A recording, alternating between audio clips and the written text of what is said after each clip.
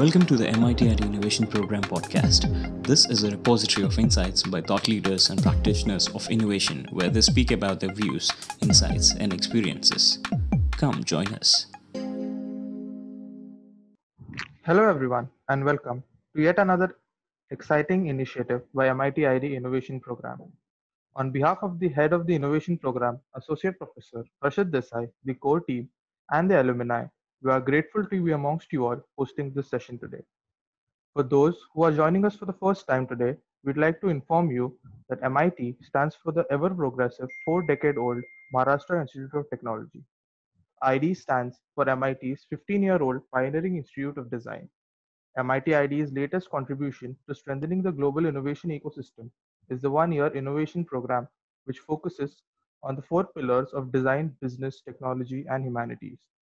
The key features and differentiators of this one-year course are hands-on, highly customized, pro-practical, project-heavy based learning, deep immersions, and humanities. We would like to welcome our guest speaker, innovator, Mr. Anjan Biswas, who leads the Innovation Charter at Amdocs India. With a career of 18 plus years, he has experience in domains ranging from systems programming in a startup to development and scoping for telecom BSS solutions, and further leading large team of developers and architects for projects across the globe.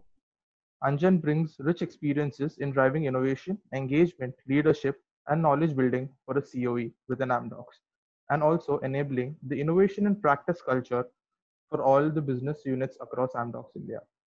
Prior to joining Amdocs, Anjan was instrumental in building a web server from scratch using the FSM framework in a startup.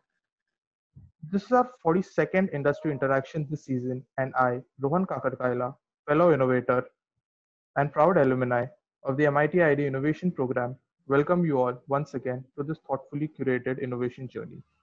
Please do read the chat for other important pointers. Warm welcome once again. Anjan sir, over to you. Thanks a lot, Rohan.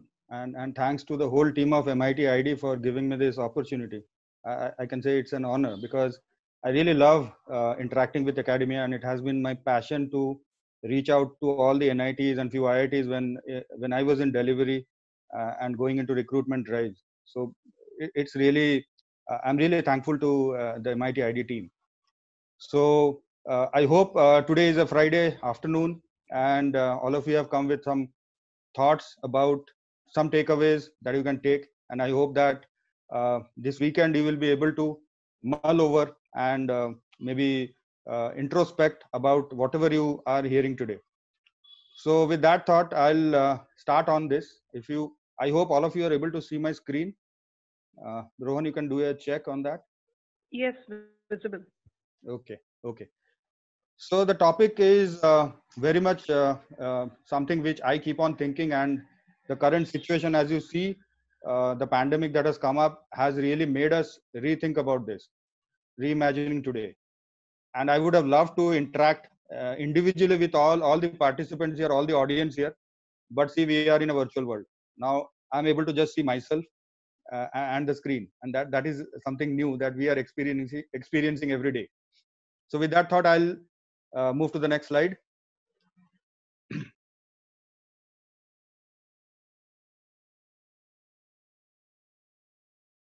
Okay. So I want to start with a disclaimer, and I know you all can read through it, but there are two words in it: thinking and validate, which has been put on bold and in a color format, because these are something which is very close to my heart. And during this session, I will also touch upon it, why I kept it on bold. But frankly, these are all my personal opinion, and I would advise all of you to really take it as my perspective, and there can be different other perspectives also, your own perspectives also. So this is the disclaimer with which I want to start. So the first, I want to start today's session with a quote by George Bernard Shaw, and I know most of you know him. He is a famous thinker, a famous what do you say, author, screenwriter. So what he said was, as we all do, we see really things around us and we ask why. But there are really few people, and we want most of the people to always even try to dream things that never were and ask why not. This why not is something which is very special. we can ask why not for something which we are seeing today, but asking why not for something we never saw but could only dream brings possibilities. Now, how it connects to today and how it connects to future, that we'll try to see. So moving on, if you see on the left, there is a quote by Miss Simone, and she's an author, a famous author from. She has written the book The Mandarins. She is also talking about the same thing, that today is something, when we look at it, that is what makes us act on it and create our future. And that is what I want to put as a topic for today. And then there are a few questions that come up. If you see the questions that are very prevalent on my mind, and maybe during the second half of this session, when we have a conversation, when we have a discussion, I'll be able to answer a few of these questions and other questions that you may come. So the main question that comes is innovation hype. We feel that innovation is an overused word, maybe abused word. And do we think it is hype? Should we think about today or future?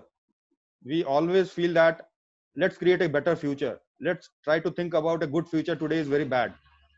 So this question comes up again. Should we think about today or future? And then there is the classic one, time will solve challenges.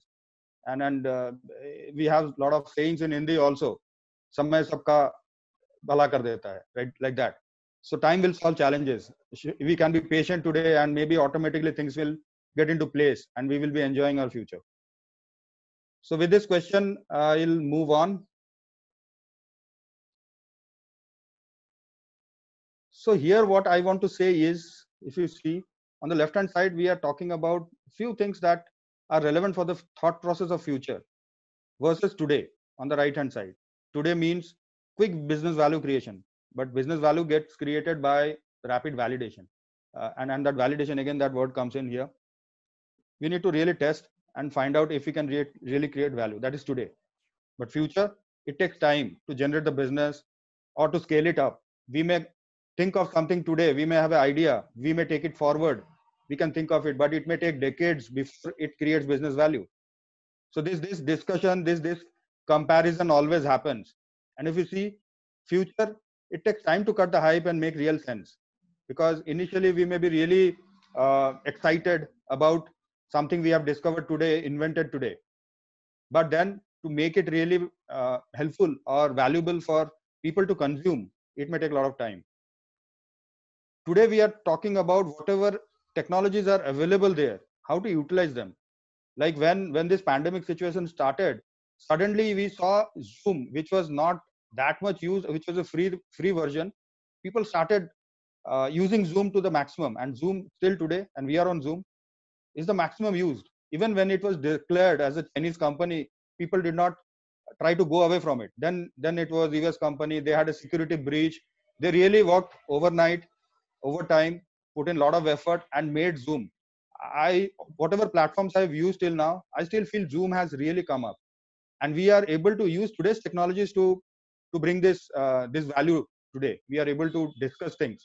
So utilization of available technologies is something for solving immediate problems. It's not about we will find out a technology today and solve maybe in the future someday. Then what about flexible design? If we are designing something which has an outlook, we have to think of solving the problems of today, but with an outlook for the future. So flexible design is very important. And for the future, we need to have sustained research. So if you see these 6 points on both the sides, you will find left side, what I feel is about inventions, and right side is about innovations. So there is always a debate, what is the difference between invention and innovation? And I feel that before invention and innovation, there is a discovery. And we are almost at the end of discovery because a lot of things have been discovered. We discovered universes, planets, we discovered metals, we discovered minerals. But discovery is something which is already existing there in the nature. But then come inventions. Inventions are research based, which are very individually done with a thought process of creating some value in the future, which will really benefit the generations to come, maybe the future generations that will come and maybe utilize it. The difference is innovation is all about today. And that is why my topic about reimagining today, if I am thinking about innovations. And in the subsequent slides, I'll try to take forward that point, that when we are thinking about innovation, we are thinking about technology which is existing today, the feasibility of using them, the business viability. Is it really going to give me business benefit, ROI? and the most important is user needs, user desirability. We know these three things together create the sweet spot that is called innovation. Okay. So because of that thought process, I felt like showing this slide, which is from Gartner, and I know many of you know Gartner, and their hype cycle. They come out with this every year, and if you see, there are a lot of technologies here. But my thought about bringing this slide was not to show these technologies. My point was these phases. For my topic today of discussion, the topic that I'm discussing today, these phases are very important for me. There is innovation trigger, there is a peak of inflated expectations, there is a trough of disillusionment, and there is a slope of enlightenment, and then plateau of productivity. If we have to understand today's topic from my perspective, obviously, we need to understand these phases very much. We see there are a lot of very exciting technologies that are coming, but they are not useful today. These blue ones, they say it is 2 to 5 years. White, we hardly have one. This is there, which is less than 2 years. But if we overlook this technology, what we see is this enlightenment come at a very later stage, when we have maybe forgotten about our inventions that have happened. So this innovation trigger is actually the invention phase that I call.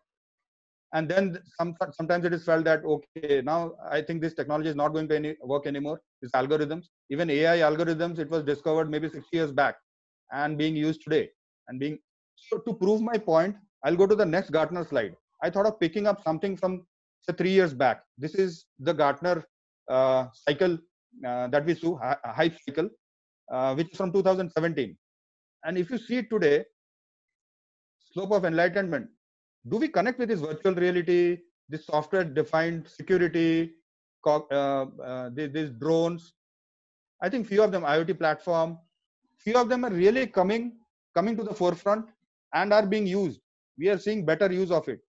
So that means there is some validity to this hype cycle that is coming up. If Gartner is bringing it, they want to say something that if you want to innovate, if you want to bring business value and technologies, don't just think about technology, because that is invention. When you want to bring business value and technology and user needs together, that sweet spot of innovation, you have to pick up things from here. Understand this phase understanding this phase is very important, the slope of enlightenment. There is a maximum business value that can be get, and even user problems can be solved here. So this I wanted to show as a comparison between 2017 and 20, and we can go through all the years of this Gartner cycle, the hype cycle, and we can see lot of familiarity with it, what has happened over these years. So let me move forward with this. I hope you guys could make sense of it. By the way, if anybody has a question, Rohan, you can, if you get some questions on the chat window, if anybody wants to ask, you can stop me. I'm always open to answer those questions there. Sure. Okay. So I thought of taking this through few quotes which are very relevant. And the first quote, as you saw, from George Bernard Shaw. And this is the second quote that really affected me, that really made me think about it. And it is one of the main tenets of design thinking that I am very, very kind of connected to. I really, when I got into design thinking, I think around 3 years back, something which was most relevant for me to understand design thinking was that it's so tough for us to leave away our old ideas. If you have thought of an idea, we are so attached to it, we forget to look into the three opportunities or the three constraints: the business, the technology, and the user needs. We just think about our needs. So the difficulty is not so much in developing new ideas, because we always get it, but unless and until we can detach ourselves from the old ones that we have, we cannot ever think about what value to bring today. If we want to reimagine our today, we need to be really focused on how to detach from our existing ideas. And this John Keynes is again another philosopher who is a famous philosopher, and he has given lot of thoughts around this. So with this quote, I would like to move on with my topic. So many people might be familiar. I hope those who have gone into design thinking, those who have studied design thinking, they have, most of them try the double diamond method. And double diamond method also we try in Amdocs, and it was brought to us by the British Council. But here, the Columbia Business School, this again makes us really think. Now, if you see here, the four phases that are there, what is, what if, what was, what works, it's again another way of design thinking. If we want to try to connect it to something very profound that was brought by HBR, which is called the innovator's DNA. The 5 DNA that HBR, with their experiment, with their research, brought out are these. And they found that most of the innovators who are very famous, when they try to decode their life, their thought process, they found that these 5 are very much prevalent, starting from Steve Jobs and Bezos and all those famous people who were very innovative. So I thought, why can we connect this design thinking with the DNAs? Because I am responsible for building the culture of innovation in Amdocs. I thought these two things, if it is merged and somehow decoded, it will really help. So if you see these 5 DNAs, this is so important to understand. When we connect it, we ask questions about what is, and that is based on our observation and questioning. If we do not observe and question whatever is happening today, we won't be able to ask what is. And that is about asking things about today. But then, based on this, if you start dreaming what is possible and then ask why not, that will be really powerful. So when you see this, the real problem identification, which solves your whole problem, we know that in design thinking, we say that if the right problem to be solved is identified, half the problem is solved. Because there can be many ideas to solve it and we can keep on trying it. But we should solve the root problem. I think even our Ayurvedic and homeopathic medicine also is of the same context, where they say that instead of giving medicine for the symptoms, try to find out the root cause and try to solve that problem. Automatically, all the symptoms will be gone. And this is the same thought process in design thinking. So our observation, our questioning capability, our experimentation, associating different thoughts, different business models, diverse ideas, diverse inputs that we get, associating them and bringing them together for solutioning. And then networking. Networking is when we meet people of totally different thought process. It's not about all design thinkers meet together because they are design thinkers. All coders, developers, they just meet developers around. And we see that happening all the time because they feel that we are safe in this community and people understand us. And the basic thing is, if people understand us and we understand them, that means we are in our comfort zone. We need to go out of our comfort zone and try to find out what we don't understand. Then only we will be able to observe. We will be able to understand the problem, our internal problem and their problem also. And then only we will be better problem solvers. So this whole model that I thought of connecting the innovator's DNA along with the design thinking process is helping me in observation and reframing, is helping me in identifying the pains and gains by questioning, allows me to experiment for prototyping and validation. Validation is very important. I said thinking and validation are the crux of the whole thing. Even more than design, we should be somehow focusing on thinking. Design can come later after thinking. And then associating diverse insights to build a solution. So we can see dollars. The dollars may come or may not come, but the value should always come. These dollars may not be money, cash, physical money, but it can be real value that we want to depict. Okay. So I'll move on from this. I hope I have only 15 more minutes for this. Then we will go to the Q&A where I can answer questions on this. Innovation process, my approach. So when I started understanding design thinking and started implementing different things in Amdocs to test and experiment, for me also it was experimentation, because I was also playing with something. I have been a technical person for long, and for me to come out of that shell and do things, I had to be really putting force on my thoughts, on my thinking process, and all experiences that I gained, I had to detach myself from it and start thinking about a process or an approach. So my thought process is, if I want to simplify, the innovation process can be divided into these 4 parts. Empathy, being non-judgmental with ideas that are coming in, experiment as much as possible, and then what is the key differentiator that I bring in? to the idea, the USP that we call. So what is the first thing? What is empathy? So empathy is all about discovering the real problem to solve. It is connecting to people, not because, and that can be possible if I have detached myself from my ideas. Otherwise, when I try to understand somebody, I'll always push my idea saying that this is it can be solved, without even empathizing, without even understanding what the other side is thinking, what is the need. And this is very prevalent. It happens, and it happens with me also. But consciously, I try to take myself out of it and try to understand, drop all my thinking, thought process, all my old ideas, old prejudices, biases. I need to keep aside and just think, just hear, just listen. So that leads me to the discovery of the real problem to solve. What is the second thing? Non-judgmental. Non-judgmental is all about collecting quality ideas, and that through focused brainstorming. This focus word again is very, very important for our thinking process to work fine. And even Steve Jobs once said that the only one thing that is needed for each innovator is focus. If an innovator can really focus, and focus is not about prioritizing, but it is about dropping that item which is on high priority for something which I want to do. So his definition was just different from others. He was always a disruptor. So gathering quality ideas through focused brainstorming, that is very important. And for that, getting quality ideas, we have to be really non-judgmental and interact within a diverse group. If the group is not diverse, people will come with the same thought process, and we will end up with the same quality of ideas, which won't be able to impact in the value creation. So second is very important, how we create this diverse group. Third is something which is sometimes confusing, and it took a bit of time for me to understand. When we experiment, what we try to do actually.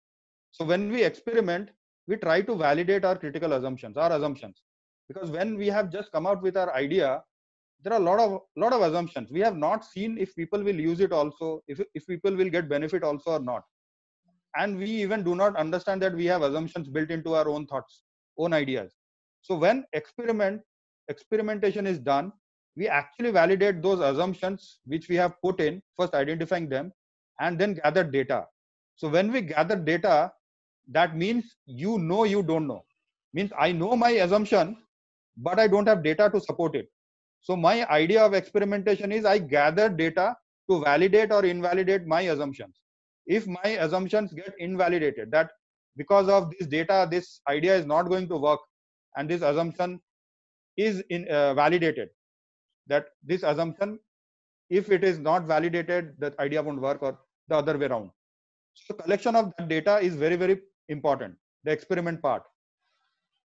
First identifying my assumption in the idea that I've got, and then gathering data around it. So for how to gather data, just creating a small prototype and trying to ask others to use it.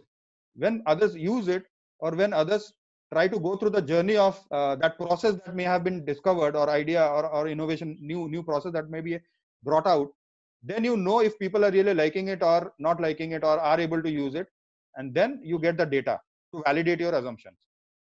And the most interesting thing that came to my research was the last one. You don't know. That means in this journey, when I'm trying to validate my critical assumptions, new things come in front of me, which I never knew. And obviously, because I never knew, I never had data. So if I come across something which I never knew, and that is going to maybe help me in creating a key differentiator in my solution, I need to gather data. So the last one is really very, very important, to find out those insights, those key things which can be my differentiator, which can really make my solution the best. Or best means best in terms of solving the problem, the real problem, which was the first one. Okay, and then this iteration goes on, because it's iterative. Again, design thinking and innovation is always iterative. And in further slides, I'll tell how brands have survived because of this thought process they had. Okay, so I'll now move. Now this virtual thing is so problematic. It's like a monologue I am continuously saying, and I don't see the reactions of anybody. So I'm also trying to adjust to that. So my third and last quote, I won't bore you all with more quotes. This is my third and last quote. So first two, the first one was about dreaming and asking why not. Second one was obviously about detaching from my old ideas, existing ideas, so that I can explore and bring out something new. And the third is another very important thing which we forget. Good thoughts are no better than good dreams unless they be executed. This execution is so important, because if this execution doesn't happen, nobody will be using it, nobody will know. And this execution capability is not with all. So we know there are people who are very innovative, and we know there are people who are very structured and they can very organized, and they can create good plans and execute and collect those data. If I'm experimenting also, I'm actually executing. And then if it is validated and I'm ready to go to market, take the product to the market, it needs to be executed, deployed. So there is a special capability for that. And what this quote means is, these both things need to be merged. The innovators along with the executors, they have to come together and make it a good execution. Otherwise, the dreams never will be realized.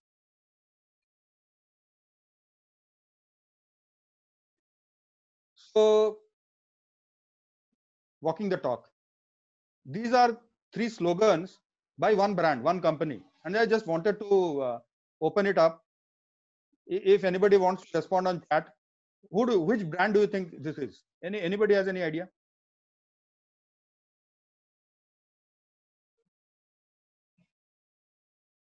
You can write on chat. I'm just opening it up.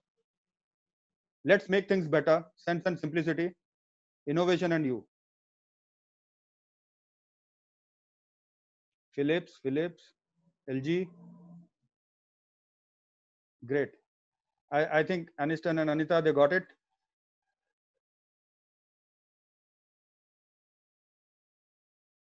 I'm really awed by this company, Philips. They were founded in 1891, and the way they have come up over this more than 100 years of their existence, it is really awesome. And they also proved that hype cycle that I showed from Gartner. So whenever there was an invention that happened, say a decade or say 2 decades after that invention, Philips was always there in their space, in the electronics and in the sound. And I was doing a research. They have come up with more than 17 different areas. They have brought some inventions, great inventions, as innovations. Because after an invention happened, say 1 decade or 2 decades after that, it made business sense because of the maturity of that invention, and they brought it, they scaled it up, they marketed it, and they really gained profit. And in their whole journey, they also had their downturns also. They lost market share, their profitability went down, but their core sense of innovation, the understanding of innovation, actually took them again forward. They survived all the turmoils because of this. And the latest one, this slogan that they have now, innovation and you, is so profound. And what they are saying, if you see below, that innovation is only meaningful if it is based on understanding of people's needs and desires. They already had technology, they had a business sense. What they brought together now is the third part, to yet come up. So when they were going down recently, I think if you see the Boston Consulting Group survey, Philips comes on top 50 innovative companies globally, and I think its rank is around 23rd in the global innovation rank. That speaks a lot. And it's not a young company. We think that innovators have to be young, old cannot innovate, but it's more than 100 plus, 120, 130 years old company which is having this thought process. And this is so inspiring and motivating to understand Philips and its ethos, its journey. So thanks for the answers. So that takes me to the 7 innovation myths.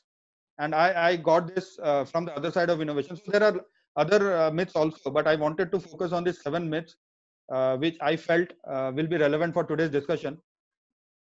So if you see, the first myth is innovation is all about ideas.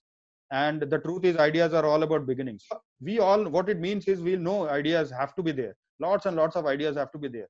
But innovation doesn't start with an idea. Actually, innovation starts with the first prototype that is created. The first thing which can be visibly either touched or felt or understood or visibly seen. Then innovation starts, because that can be validated. If you have an idea which cannot be validated, it is not an innovation. It's just an idea. So that is all about the first myth. The second is the great leader never fails at innovation. So there is a good thought process. This leader has done really good and will never fail. So put him on innovation, and if he fails, then take him out, take him or her out of that. So, but the truth is, when it comes to innovation, there is nothing simple about it. It has to be really toiled. There will be failures, and failures are actually success. Failures are that validation cycle that is going on, which again and again helps the innovator to identify those unknowns, those key differentiators. It should not be looked as failures. So just putting a great leader and thinking that it will never fail and that the leader failed because the innovation did not happen is very short-sightedness, and that is a myth. The third one is innovation happens organically as a bottom-up process, which is again not right, because there are a lot of commitment needed from all levels, and leadership is very important in that. Leadership level commitment is of prime importance, because without that, and leadership level commitment doesn't mean push everybody to innovate. Commitment means to be part of that failure, the learning process, the iteration, to be really holding the whole process, the whole team, and really trusting that this will come through, putting in the right practices. Obviously this complex thing slowly in iterations will come through and give great value to the company as business ROI, and to the beneficiaries, the consumers. Third is innovation can be embedded inside an established organization. So sometimes it cannot be embedded because it's a myth. It cannot be within. There has to be a group which can look from outside also and can understand the inside also. So innovation is incompatible with ongoing operations, like beyond a routine process. Simple automation and all, that is not innovation actually. That's a process that gets efficient, and we should be able to do it as a part of that process. It's innovation, but in a very incremental or smaller sense. When we are talking about disruption or something totally different that we want to bring as a big value, a big moonshot that we call as, so there has to be a totally separate team which has a combination of these things, and it is not just embedded within a small group and say innovation is going to work. So that is the fourth point. Innovation can only happen in small, loosely formed groups. So what the truth says is innovation cannot be isolated from ongoing operations. As I earlier also said, that execution is very important, and that validation is going hand in hand with that execution part. So the innovation team has to have people from both the sides, people who are really great ideators, discovery, they understand, they are dreamers, and there have to be people who are able to understand and are very grounded and know the plan on the ground to get it up and running. So these two things should be mixed and matched in as per the context of the idea. Innovation is unmanageable chaos. So people, they feel that our business will be impacted. It's chaotic. It won't work. It is not going to be successful, and it stops. But actually, if it is closely managed, if it is handled, if it is done in a structured way, it is the best process that can come in. It, as I call it, it is a very unstructured process within a big structured process, and that actually manages the chaos. Chaos is needed sometime when an idea is coming and it is not validated. It can look crazy. It can look something which is not achievable. It's not the right idea. But if there is an overall bigger structured process and there is a chaotic process within that, I think this is very easily manageable, and it's a good thing. We have seen success. Then the seventh point, which is very prevalent these days, only startups can innovate because they are very small and they are allowed, they have empowerment, they can only innovate. But we have seen big companies like Google, we have seen big companies like Microsoft, they are into social space also. They are doing great innovations. So because big companies have the muscle, the money power, and their survival is not at stake. If the right thought process, right leadership is, right purpose is defined, they can really bring out good innovation. So these are about the 7 myths. Now I'll come to, I think time is up for me, half an hour. Rohan, I can take 5 more minutes, right? Yeah, sure. Okay. So I would like to speak about what we do in Amdocs India as per the innovation. So we have created this ecosystem, and we are a team under head of Amdocs India, Mr. Rajat Raheja. So our team is trying to engage and build a culture and bring out innovation as capabilities, and also interacting with different ecosystem stakeholders, partners. So if you see in a single cycle, we have this capability building, and that is done through training and workshops. And I also personally take sessions on design thinking practice, the business model canvas. These are very important. Then we have these business units who are the core. They create the business value, and we help them with the garage process, the employee driven everyday innovation. So everyday innovation is something which is incremental, but can design thinking be applied to that? Can design thinking be taken in bits and pieces and applied? And we are trying to find if it is really possible, and some success has happened already. Then we have these academia and startups. We explore a lot of ideas from outside. The diversity has to be brought in. So we have partners ecosystem. We have innovation labs with our with colleges, tier 1 colleges across India. Then we have this Avishkar, which is our flagship program, where we want to combine all this together into a single storyline, where all the aspects of this training, this academia, startup thought process, ideas, everything can be brought in together, and we can do prototyping and business value creation. We can crowdsource impactful ideas, and all this is done by one of our flagship programs, which has been running for last almost 6 years, since 2014. That has been really successful, and we have seen a journey that has really brought in benefit for us. So just trying to decode this whole lot of activities that we are doing into a matrix, and this matrix is trying to map our programs. If you see the 4 areas, there are 16 boxes, 16 blocks here, and this talks about business first or people first, bottom up or top down. How is the investment level? Low investment, high investment. So based on that, these 4 quadrants, they are divided into hunter, builder, experimenter, and explorer. Now all these programs that we are doing across in India, this tries to place that, and we are trying to touch upon each of that and bring value. So there are different levels of focus in each one, but yeah, we are trying our best depending on the situation and the condition and the needs of the current time of today. We are able to bring in this, so that when our today is with the thought process of solving the right problems, creating the right values, the future already comes into place. It falls into place. So if you see, we have patent programs, which is there for every other company also, but it is very focused. We just don't want to have patent for everything and anything. It's very focused to Amdocs business, our communication and telecom domain. Product demo showcase, the Avishkar, as I said, everyday innovation is something we came up with, and we wanted to apply design thinking on the day-to-day innovation that can be brought on. On the customer side, we have hackathons along with customers, and internal hackathons also. We have ventures, Amdocs Ventures, where Amdocs tries to invest in startups, the startups which can really leverage our future current situation. If there is something coming up, can we help those startups to bring more value now and realize it also later on the future? We have this Amdocs partner catalog. It is there available in open World Wide Web. So there are a lot of partners associated with Amdocs. We have focused customer collaboration also, where a customer asks that we want to ideate and bring up some solutions for very specific problems. For that, we interact with business unit, consult, and help them to get those programs done. Then we have Startup Connect, Industry NASCOM, industry collaboration. We have innovation labs, innovation community. Innovation community is a powerful way of building up the culture, sharing the ideas. We have an innovation community created outside Amdocs also.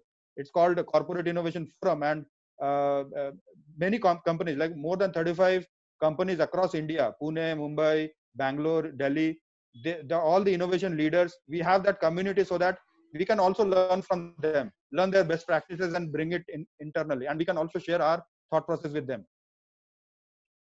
Then innovation newsletter, innovation week to pep it up, because there is an engagement angle also. There are employees, the people angle also. So this brings in a lot of value, and capability building is also part of it. Innovation capability is also part of it, where we do trainings and all, the engagement sprints, where even if it is not building value, it can be fun, pure fun can be there, where your mind opens up to different other possibilities. So there are engagement sprints also, and innovation community dialogues where interaction happens in a very group way, or maybe a panel discussion. So that also we try to share within each other. So this is the innovation matrix that we have in India. So thank you for listening to me. It was I felt really odd. It was kind of a monologue. My LinkedIn profile is there. You can connect with me.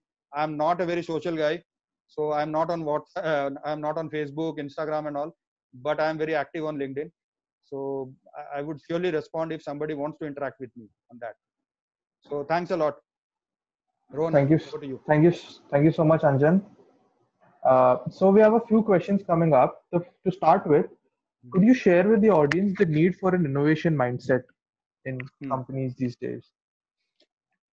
Yeah, so I think it connects to the question that I had put in that slide about is innovation a hype? Now, if innovation is not a hype, that mindset is obviously needed. So I'll try to first answer is innovation and hype. So I think the way the word innovation is being used today, many people feel that it is overused, and people lose the trust over this word, because day to day a lot of things are being done, automation is done, and we feel that innovation should be more efficiency, more productivity. Why not? But how long can it go? Are our problems the same? Means I keep on asking for a faster, like Henry Ford said, if people would have asked him, they would have asked him to have faster horses, and he brought in car. Now, why he shifted to that? Because he felt that there are other things. So Steve Jobs, what Apple did, he created a desire. So nobody thought of a Apple phone, right? But he created a latent desire in people that, yeah, I need to hold something which gives me value, which makes me a different person. Everybody in this world is not holding an Apple phone. So I want to be a differentiator. But is that differentiator only based on the looks of it? I think it's more than the looks. Now, that why these innovative thoughts or mindset came with these great people, because they felt that as human beings, we generally are confused. We try to get attached to certain things and keep on happening. We even do not understand our frustrations, other possibilities and opportunities that are there. We have constraints. Somehow we feel lazy. We feel that okay, chalta hai. But then when I'm talking about all the three opportunities, the business, the technology, and the user desirability or the need, you need to see that this is a whole ecosystem. If any aspect of that ecosystem is stopping, being lazy, it drops dead. Like the pandemic situation, one part of it went away and the whole ecosystem got disrupted. So the innovation has to be brought in. Now, if travel is not happening today, again, automobile sector has gone down. That was just one part of it. Once on the one side, we were saying that it is not green, it is very polluting, and then we found that a lot of jobs were lost. They were trying to revive automobile sector, but parallelly, there is a whole innovation thought process about solving today's problem, about green fuel, about how to mobility is very important. And the pandemic has taught us that we need personal mobility, but it should not impact the ecosystem in a bad way. It should not impact the pollution level and kill people in a different way. Apart from virus, it kills through maybe a pollution. There are a lot of people getting killed because of pollution. So if that innovation mindset is not there, people won't think about that. They'll keep on investing in something which is existing and being attached to what is there. And that is the reason why it is there. But the right problem needs to be picked up. Now, if you start speaking about innovation for everything and anything, it feels like it is hype, but it is not hype. If we try to solve the right problem, that is today. Yeah. So another question from my side is a lot of startups are emerging these days. So these startups have a very few employee strength. How do and are occupied with doing different things because they're in the early stages, budding stages. How do these startups follow an innovative process or imbibe innovation in their current working? So those who have worked in a startup, I have worked in a startup, so I know I started my career with a startup, and I can tell you when I was in that startup, it was a dream world for me because I had all the flexibility to do whatever I wanted. because the product was not with the customers. I did not have any customers. There were no customer pressures. But there is other side also, stress about funding. Where will the funding come from? Will my idea really see the day? Means funding is there, but then I need to develop a business also. Startup has a flexibility to do whatever they want because they are trying to now bring the differentiator. Now, when it becomes corporate, big company, they have existing business which is bringing in their bread and butter. They are earning the revenue for them. And a genuine, honest company would not leave the existing customers. So an enterprise has huge amount of responsibility. Like with great power comes great responsibility. So they have responsibility to sustain their existing customers also. Now there is a negotiation going on. Now the customer may say that you are bringing innovation just to earn money from us. But then who are mature, those customers, they feel that, yeah, it's a partnership. So you bring in those additional values, we can sustain the business for the longer term, and then we push it, pump it in. But primary is all the customers who are hooked onto my system, they should not get that downturn. So corporates have bigger responsibilities, more diverse responsibilities. Hence, it is very slow. Maybe the movement is slow. Whereas startups, because they do not have those large customers or some huge amount of consumer base, they are able to move fast. So the speed has a difference. But then when we understand the mindset, we try to create that, we try to invest in that kind of a team which can help both the sides. Like in Amdocs, we earlier, I think 2 or 3 years back, we had a concept called Startup Village. We wanted to create small startups or entrepreneurship that we call in a big corporate, which can bring in there and incubate those ideas. So to get that startup who can move fast, who have a budget, and they can really take the ideas forward and show it as a value creation, because otherwise there is no point. And the startups are almost like those incubators, incubated getting funding from the venture capitalists. So it's depending on the speed. Okay. We have a question from Anita Shankar. She's asking that do you only work with industry startups or look out for diverse industries? Only tech-based or from other domains as well regarding environment and different things. So if I say Amdocs, for Amdocs, we look out for only communication and telecom. Okay. But when the base goes wider, because there may be a chance, there may be a future where telecom is penetrating into totally new areas. Now today, during this pandemic situation, telecom has been the backbone. All these things are happening because of the robust telecom systems that we have. Now to support that, telecom has to get into healthcare also, like telemedicine and all these things are coming up, which was never thought of. People refrain from using those. Now slowly, Amdocs may also move into that, because finally we have to create value for our business customers and the end consumers. Yeah. So, but for now, it's purely into communication and media that we are focusing in. Okay.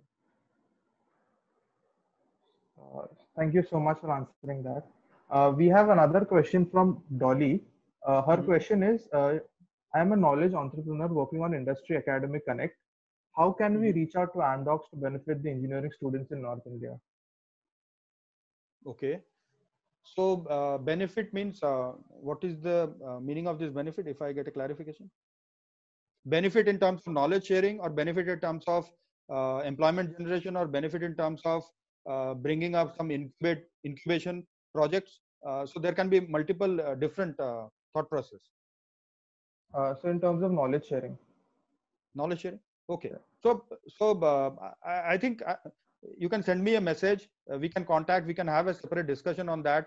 And we are really open, because this is where we want to even show our social responsibility, because we are very much kind of aware that our student community, our future of this country, we are going up in innovation index, and that needs to be supported by the corporates. And we are in the industry, we are in the domain, we are ready to even share our knowledge and bring them up to speed. And we do this. If you see Innovation Lab and all, we are actually giving them business cases to solve the students.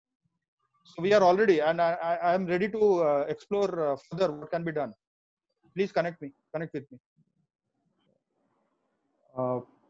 Another question, Anjan, when did you first realize that you had an innovation mindset? What was the first trigger or something that you realized? Who asked that? This is a tough question. So this is from. Okay. Yeah.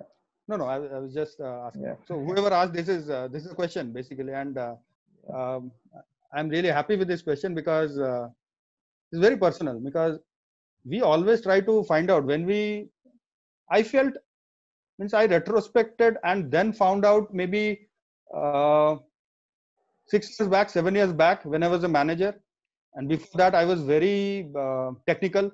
As a developer, as a team lead, I was very technical and wanted to do things. Although there are certain aspects within you which needs to be exposed, it gets exposed, and somebody has to give you that platform. And my company gave me that platform for me to explore. So what they allowed me to do was explore things, whichever way I want. And when I started exploring that, when I became a manager in Amdocs, I found that I'm getting some ideas. And that time I did not know about this innovator's DNA. That is very important, that today we can maybe teach people on that, or maybe make people practice it and try to explore and find their strengths. And this opportunity that comes in, where you do things, you learn by, like somebody is throwing you into the water in a swimming pool, and now you are trying to survive. So it was not a bad world. It was a very exciting world where I was thrown and asked to think. And why should I refrain from thinking, which I really loved? So that was a trigger point. And then when I moved from, say, delivery to corporate innovation, and I started connecting the dots, the theory, the research that has been done, I felt this can be really showcased to everybody else. We can tell them how to explore this this capability within you. If it is there latent somewhere, it can be really taken up. If it is not there, no need to struggle, because we need execution side. And I can tell you, the discovery versus execution, what we say is 30 to 70%. We need 70% executioners who will be able to do very rigid structured work, and discovery who are very unstructured, they are only 30%. Because if this group is becoming 70%, there won't be any execution possible. So both sides are important. What we need to do is find out that right thing, so that we are able to actually do justice to it, to ourselves. Yeah. Thank you so much, Anjan, for that answer. It was really helpful to all of us. I hope we'll use that somewhere in our lives, and Absolutely. Okay. For more questions, do reach out to us offline on LinkedIn. Special thanks to our guest speaker, innovator, Mr. Anjan Biswas, for his time and sharing the value-add takeaways from his innovation journey. This curated series will feature a variety of industry thought leaders who are a part of the MIT ID global innovation ecosystem. We encourage you to connect with us via our social channels to know more about the MIT ID Innovation Program and upcoming engagements and online courses. For those interested in becoming top-notch innovators, we invite you to explore our courses that will fast-track your career path. So log on to www.mitidinnovation.com to kickstart your innovation journey with MIT ID Innovation Program. As an alumni, I vouch for the lifelong learnings from this one-year experience. Let's learn, innovate, and lead. To everyone, stay connected, stay safe, and keep innovating every day. Yours innovatively, Rohan Kakarkaila, signing off. Thank you. Thanks, Rohan. Thank you, Anjan. Anjan. Thank you. Thanks a lot. See you. Bye.